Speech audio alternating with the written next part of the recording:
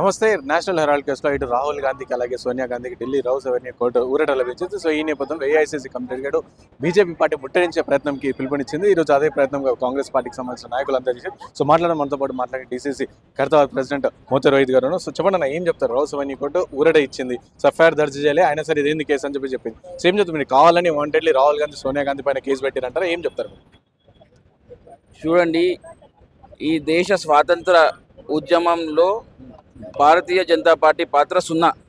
ఈ దేశానికి స్వాతంత్రం తీసుకొచ్చిన పార్టీ కాంగ్రెస్ పార్టీ. ప్రజల్లో కాంగ్రెస్ పార్టీకి ఆ గుర్తింపు ఉంది. అటువంటి గుర్తింపుని మసకబార్చాలే గాంధీ కుటుంబం ముఖ్యంగా కాంగ్రెస్ పార్టీని బురద జల్లాలి అన్న ఒక చిల్లర ఉద్దేశాలతో 12 ఏళ్లుగా మరి ఎటువంటి మనీ లాండరింగ్కి తావే లేని కేసులో ఈడీ విచారణ పేరిట చిత్రహింసలు పెడుతున్నారు. అయినా కానీ ఎక్కడ కూడా వెనుకడుగు వేయకుండా ఎటువంటి విచారణకి మీరు పిలిచినా కానీ సహకరిస్తా అని చెప్పేసి 12 ఏళ్ళ నుంచి రాహుల్ గాంధీ గారు, అదేవిధంగా ఆరోగ్యం బాగాలేకపోయిన సోనియా గాంధీ గారు కూడా అన్ని విధాలుగా సహకరించారు. మరి నిన్న మనం ఢిల్లీ తీర్పు చూసినాము. మరి ఎటువంటి మనీ లాండరింగ్కి తావే లేనప్పుడు మీరు అసలు ఏం చేస్తారు? 12 ఏళ్ళుగా మీరు ఏం కనుక్కున్నారు? ఎటువంటి ఆధారాలు ఉన్నాయని చెప్పేసి మొట్టికాయ వేయడం జరిగింది. అయినా కానీ బీజేపీ ఇంకా బుద్ధి రాదు. ఇంకా ఇటువంటి కేసులన్నీ మరి ఇంకా పునరావృతం చేస్తుంది. బీజేపీకి ముఖ్యంగా కావాల్సింది ఏంటంటే ఈ ప్రపంచంలోనే అతిపెద్ద స్కామ్ ఓట్ చోరీ స్కామ్. ఇటువంటి పెద్ద పెద్ద సమస్యల నుంచి ప్రజల దృష్టి మరలించాలి. కాంగ్రెస్ పార్టీకి ఉన్నటువంటి క్రెడిబిలిటీని తక్కువ చేయాలని ఒక చిల్లర ఉద్దేశంతో ఇటువంటి కేసులు బనాయిస్తారు. ఈరోజు నిన్న ఏదైతే ఢిల్లీ కోర్టు చెప్పిందో దాంతో తేట తెల్లమైంది. కాంగ్రెస్ పార్టీ ఎటువంటి తప్పు చేయలేదని చెప్పేసి ప్రజలకు కూడా అర్థమవుతుంది.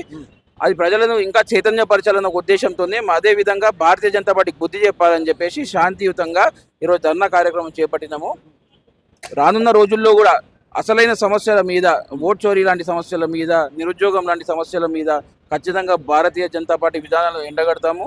ఎక్కడ కూడా వెనకడు వేసే ప్రసక్తి లేదు. అంటే చూసినా మనం ఇదే National Herald case last time MP elections టైంలో సో కాంగ్రెస్ పార్టీకి సంబంధించిన అకౌంట్లన్నీ కూడా ఫ్రీజ్ చేసిన పరిస్థితి. సో ఎలాంటి డబ్బు లేకుండా కూడా ఎలక్షన్ పోయిన పరిస్థితి. ఏం చెప్తారు? అకౌంట్ మీరు చూస్తున్నారు, 12 నుంచి అధికారంలోకి వచ్చినప్పటి నుంచి కూడా ఏ విధంగా కాంగ్రెస్ పార్టీని దెబ్బతీయాలి, ముఖ్యంగా కాంగ్రెస్ పార్టీ అనే కాకుండా యావత్ విపక్షాన్ని, ప్రతిపక్షాలను అణచివేయాలి, దొడ్డిదారిలో ఎలక్షన్ గెలవాలని ఒక చిల్లర ఉద్దేశం తప్ప ఎక్కడ కూడా ఈ దేశ ప్రజలకు మంచి చేసి మనం అధికారంకి వద్దామన్న చిత్తశుద్ధి భారతీయ జనతా పార్టీకి లేదు. వాళ్ళ ఆలోచన విధానం మొత్తము మనం ఏ విధంగా ప్రతిపక్షాలను దొక్కచ్చు అనే విధంగానే వాళ్ళు ఆలోచిస్తారు తప్ప ఎక్కడ కూడా మంచి చేయాలనే ఉద్దేశం లేదు. వాళ్ళు ఇటువంటి ఎన్ని కుటిల ప్రయత్నాలు చేసినా కానీ ఈ దేశ విపక్షాలను ముఖ్యంగా కాంగ్రెస్ పార్టీని తొక్కే సమస్య లేదు. ఈ కాంగ్రెస్ పార్టీ అంటే ప్రజల పార్టీ. నువ్వు ప్రజలను ఎప్పుడు కూడా నువ్వు ఫినిష్ చేయలేవు. కాబట్టి ప్రజలు ఉన్నంత కాలం కాంగ్రెస్ పార్టీ ఉంటుంది. ఖచ్చితంగా కాంగ్రెస్ పార్టీ భారతీయ జనతా పార్టీకి బుద్ధి చెప్పి అధికారంలోకి వస్తుంది. సో ఇక్కడ పార్లమెంట్ సమావేశాల్లో ఇటు రూపాయి పతనం అయిపోతుంది, డాలర్ వాల్యూ పెరిగిపోతున్న పరిస్థితి. సో దానిపైన ఢిల్లీలో జరుగుతున్న పొల్యూషన్ వీటిపైన మాట్లాడకుండా సో వందే మాత్రం అని చెప్పేసి లేకుంటే మన్రేగా స్కీమ్ మహాత్మా గాంధీ పేరు మార్చడం కానీ ఇవన్నీ చేస్తున్న బీజేపీ పార్టీ ఇవన్నీ చేస్తుంది. సో ఏం చెప్తారు దానిపైన?